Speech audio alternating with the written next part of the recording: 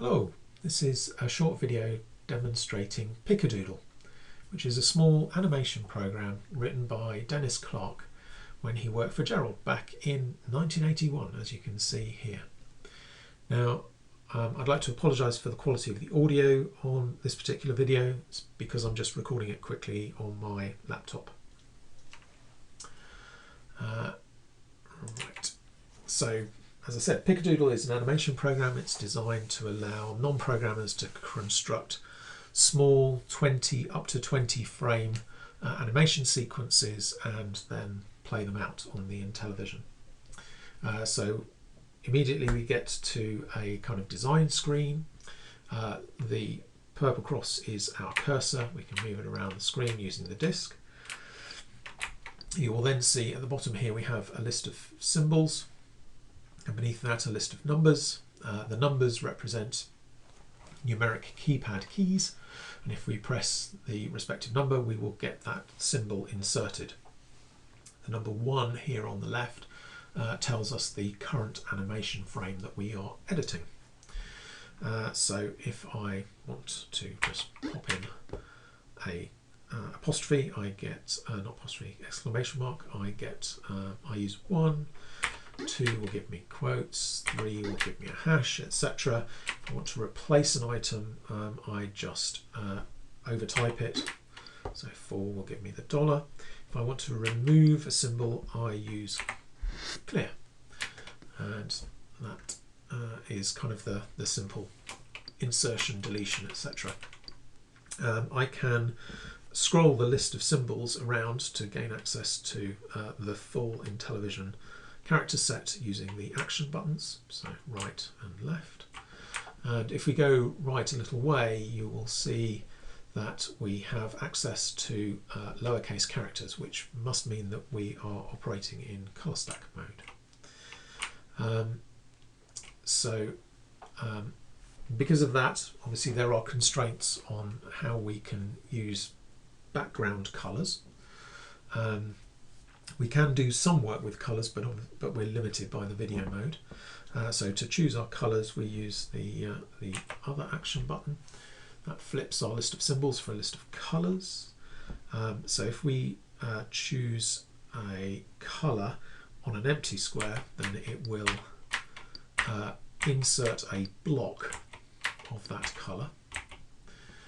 If we go and insert a colour over a square that already has a foreground character in it, then the foreground character will pick up that colour.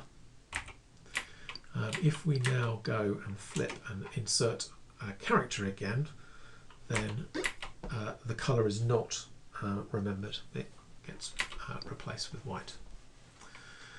So let's set things up to do something a little bit more interesting to actually illustrate some of the animation features. So let's scroll back here, just do a 1 there, and then we'll save that. So I just press enter there, and that brings me to this animation menu. So as you can see, we have got 1 frame saved.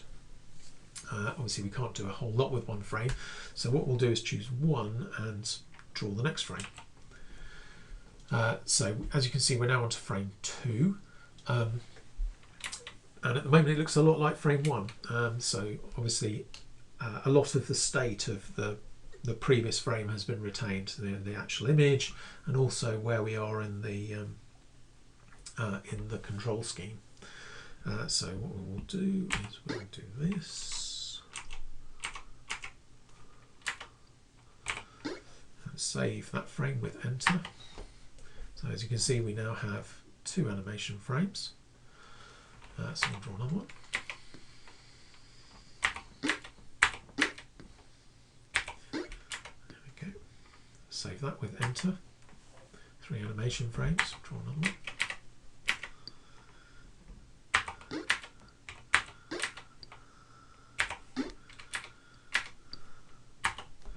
Four animation frames. Do 1 more.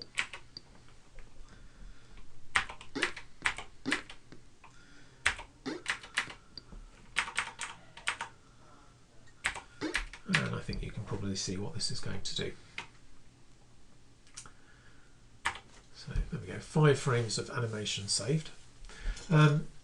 So before we look at it, we could manipulate the frames further. So we could choose 3 and try to, or choose to modify a specific frame. So we could go and have a look at frame 3, for example. There it is, and at this point we could change things around a bit if we wanted to. Randomly insert another character, for example, and save that. We can copy a frame, so we could duplicate frame 3 and make it a new frame 6, for example, and then we can go and have a look at frame 6, and there it is, frame 6, and it is indeed the same as frame 3 now. We can flip frames around if we wanted to, and we can delete a frame, so we can delete that frame 6. So there we go. So we can manipulate our up to 20 frames reasonably easily. Let's play the animation by choosing 2 to run the sequence. So as you can hear,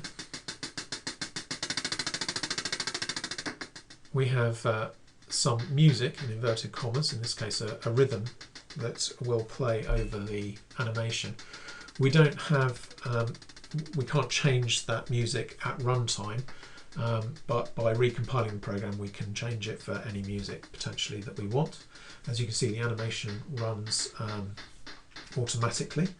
We can change the speed of the animation, so we can go very fast with 1 on the numeric keypad. We can then slow things down with 2, 3, etc. And if we go all the way to speed 0, then you can see that the animation actually stops and will only advance when we tap the disc. So there we go. That's basically how Pick-a-Doodle works, and as I say, allows you to build a small animation sequence. To give you a little bit more of a flavour of what it can do, I'm going to stop this version of it, so I'll kill that. We'll run another version. Now, as you can see, this is a different version of Pick-a-Doodle. The copyright date is 1982 rather than 1981, and Joe Jacobs has already added some frames of animation to this particular version. So it's also set up slightly differently, so it automatically goes and plays the animation rather than taking you to the editor screen. So let's see what he's done for us. So the first thing we note is the music is now the entertainer, which is much more preferable. And if I choose to automate the animation, we have this little Technology Associates demonstration program.